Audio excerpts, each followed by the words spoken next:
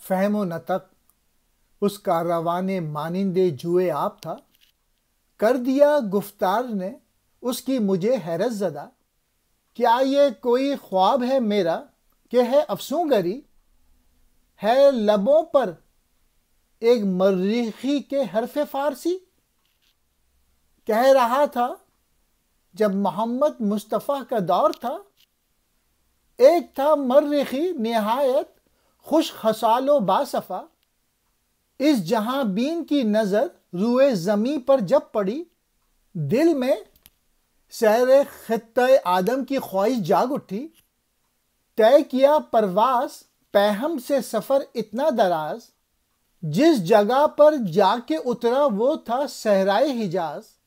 جو کچھ اس نے مشرق و مغرب میں دیکھا لکھ دیا، خلد سے رنگی تراس کا ہے نوشتہ بے بہا۔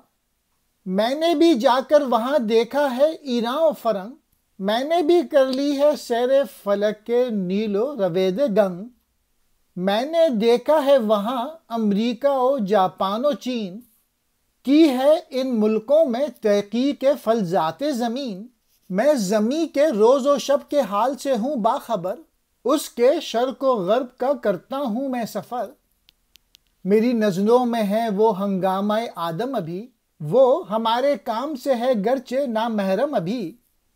اس مریخی کی زبان اور اس کی سوجھ بوجھ ندی کے پانی کی طرح رواں تھی۔ میں یعنی علامہ اقبال تو اس کی گفتار سے حیرت میں ڈوب گیا۔ حیرت کی وجہ سے میں سوچ رہا تھا کہ میں جو کچھ سن رہا ہوں یہ خواب ہے یا جادوگری کہ مریخیوں کے لبوں پر فارسی زبان ہے۔ وہ مریخی بولا کہ حضرت محمد مصطفیٰ صلی اللہ علیہ وآلہ وسلم کے دور میں باصفا اہل مریخ میں سے ایک مرد تھا۔ اس مرد نے جہاں پر اپنی جہاں میں آنکھ کھولی اور خطہ زمین کی سیر پر اپنے دل کو آمادہ کیا۔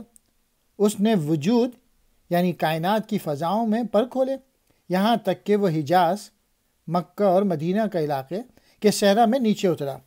اس نے مشرق اور مغرب میں جو کچھ دیکھا اسے لکھ دیا۔ اس کا نقش یعنی تحریر باغ بہشت سے بھی زیادہ رنگین تھا۔ میں یعنی مریخی بھی ایران اور یورپ میں رہا ہوں۔ میں ملک دریائے نیل یعنی مصر اور دریائے گنگا یعنی ہندوستان میں بھی گھوما پھرا ہوں۔ میں نے امریکہ بھی دیکھا، جاپان بھی اور چین بھی، اور میرا یہ سارا سفر زمیں کی دھاتوں کے بارے میں تحقیق کے لیے تھا۔ مجھے زمیں کے شب و روز کی خبر ہے، میں ان سے آگاہ ہوں۔ میں نے اس زمین یعنی دنیا کے بحر و بر کا سفر کیا ہے۔